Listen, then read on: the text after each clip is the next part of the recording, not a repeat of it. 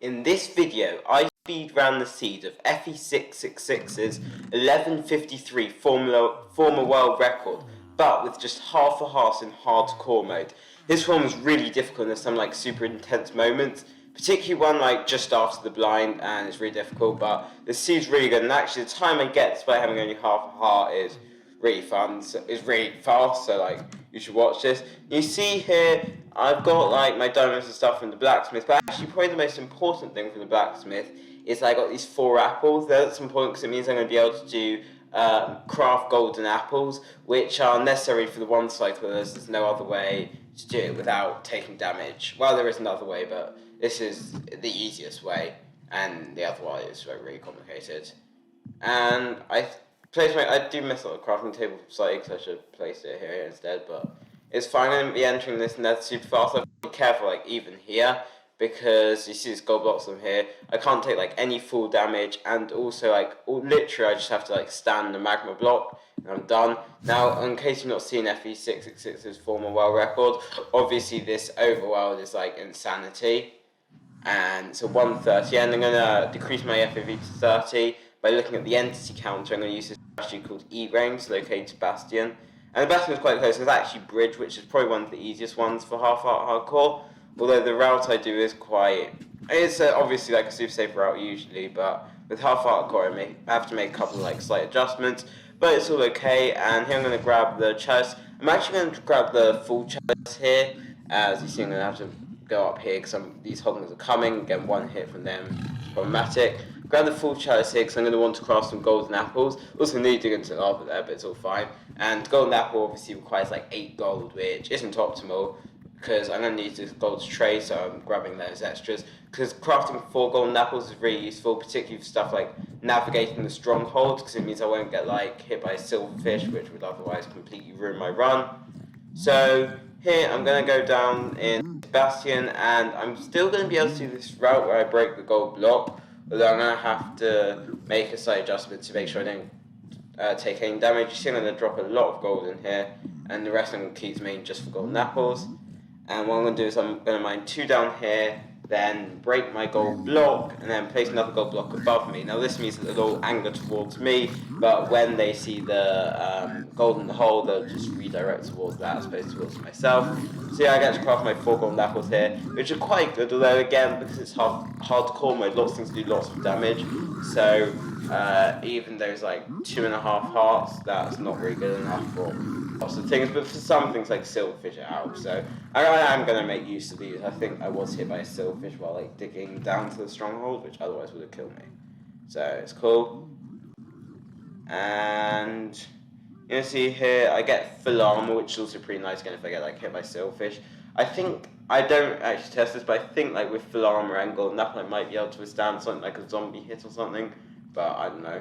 I didn't test it. I do know that from experience, really tiny things can kill you in half-hardcore, but and you see I'm gonna do my pie ray, where you press Shift F3 to open up the pie chart, go to a setting which is configured to have mob spawns. Know that when there's mob spawn, that means it's probably a fortress. So by doing some renders and stuff, I'm able to locate the rough position of my nether fortress, which is pretty nice. And yes, obviously I have seen this run before, but it didn't influence this too much, and I still played this it was a random seed. And I've probably not watched the FE666 world record in quite a while, but to be honest, the original world record one's genuinely one of my favourite world records. I don't know why, it wasn't played the best, not being mean to FE666, but it has a couple of misses. Well, I was still playing rerun in general, but compared to the Brentilda world record and other stuff. But I don't know, I just always really liked this one, when it came out. It's just so sick. I'm going to have to bridge over here, get towards my fortress. It's actually really satisfying watching 3 times speed, and if you can hear it. I see my fortress over there, and unfortunately I think I've run out of soul sand here. And yeah, obviously the soul speed means I can bridge the soul sand super quickly without doing fancy speed bridging. I do a little bit of pussy speed bridging, but not much. Yeah, you see. And then here, this is where the run starts to get difficult. You thought it wasn't difficult already. Because there's going to be skeletons, and skeletons are my arch nemesis, because on hardcore they're super accurate, so most of the shots they fire will hit you. unless you've got block it with like a shield, which is the easiest way to go about these skeletons. And yeah, they're not melee, so it's like really difficult to get away from them. The best option is a shield, and you're gonna see this one. I'm gonna have to do some shield action. I see there's another one over there, but I believe it like gets hit off by a blaze. I'm not quite sure what happens there, but it's gone. So I'm able to go and kill this blaze, which is super nice. I'm 9 minutes into this run. The pace isn't great. But obviously, I wasn't able to pearl. That's one of the big negatives. Having half hardcore. I didn't bother going for that blaze because it's just a bit out of place. And I'm gonna stack up here. See, like 2 more blazes up here, which is nice. I've also eaten this golden apple, which also means that like that magma cube, it won't be able to damage me. Well, actually, it might be able to kill me, but probably not.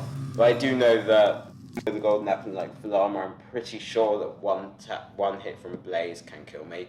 So I'll be careful, craft myself a boat to go down here, see where this goes when it's running away, and I get to this blaze spawner. And again, this is why the diamond axe is really nice over crafting a diamond pick, because like the blaze fight, if I get hit by a melee blaze, that's literally at the run's dead. And hardcore, such a difficult category. I really don't want to mess up here. And you do see I did get Portal Divine. If you're looking at what that thing in the top right is, that like diagram, that's basically by where the portal spawn. I can work out like the orientation of it. It's quite a confusing strategy, and also I'm leaving here, but I'm not sure if I actually completely use it. I'm not quite sure. Maybe I forgot. I don't typically use it much. It's only if I like have other divine travels with it, and basically it narrows down the position of the stronghold. So if I have, and it also allows me to do this thing called Nether Tree Divine, which you have to have Portal Divine to do, but it's basically as accurate as Fossil Divine, if you know what that is. We use a fossil and 0 chunk, and he's using like a Nether Tree and a 0 chunk. Here I'm going to sleep, and once I sleep, I think everything's fine, but this is like the super intense moment of the run. So I'm gonna go up here and throw my eye first, because I think I might as well do this. While these zombies are dying, might as well craft all 14, because I'm not going to need to use my pearls. And I throw the eye, I get the rough angle, and I feel like, because there are mobs around, I'm going to try and get a bit of distance before I throw another one. Can never go gating down these trees, it's like super stressful, because like the run could really easily end here. And then this is the intense moment, so I'm running along, I think everything's fine, then there's a skeleton just behind this tree. By some miracle, the shot misses. I think I got like really lucky, and then I'm just going to have to shield this, and then as well also shield the creeper there, which thankfully kills the other skeleton.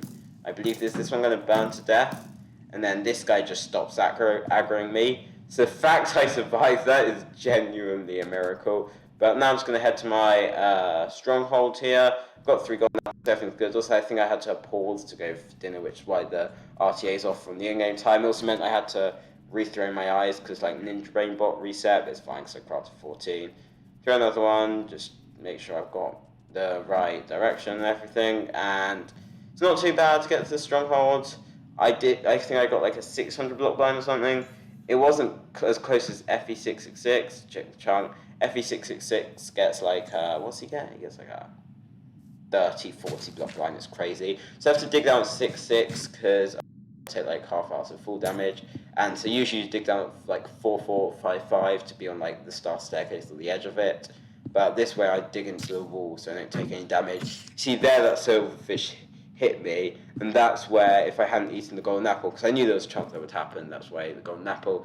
If I hadn't eaten the golden apple, I'd be dead. Also, this stronghold now is going to be literally insane. Like, I head right down here, and it's down 2 stairways, and I see the zombie. I feel like this nav's not really promising. It's probably kill the zombie, don't want it messing with me. And I see the portal room right here, which is pretty sick.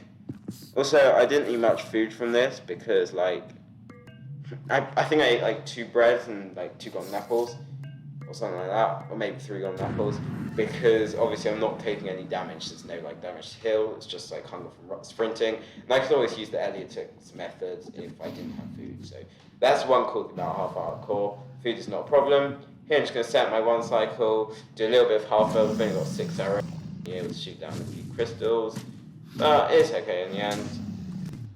And yeah, do make sure to subscribe and follow my Twitch. Also, the 1 cycle I have to 4 bed, because that's the amount of health I've got.